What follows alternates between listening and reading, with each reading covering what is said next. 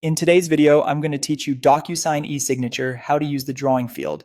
5 minutes. If you've ever needed someone to sketch a quick diagram, mark up a floor plan, or circle a specific part of a document during signing, the drawing field is your friend.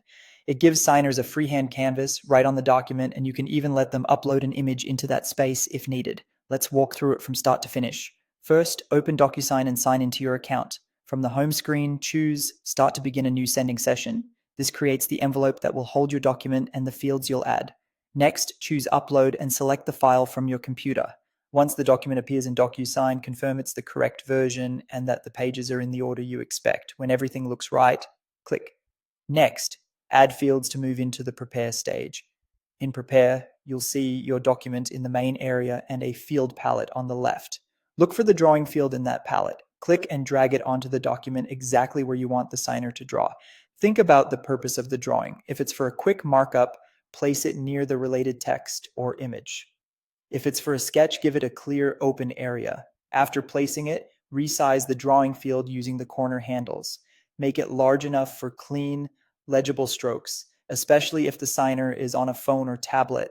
A little extra space helps avoid cramped doodles and makes reviews easier. Align it with surrounding content so it looks intentional and professional. With the field selected, open the Properties panel on the right.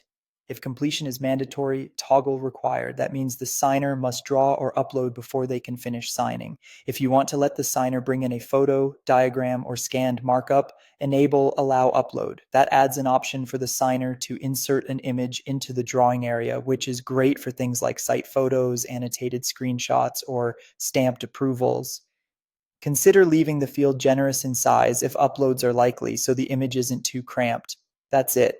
You've signed in, started a new envelope, uploaded your document, moved to add fields, placed the drawing field, sized it for usability, and set properties to control requirements and uploads.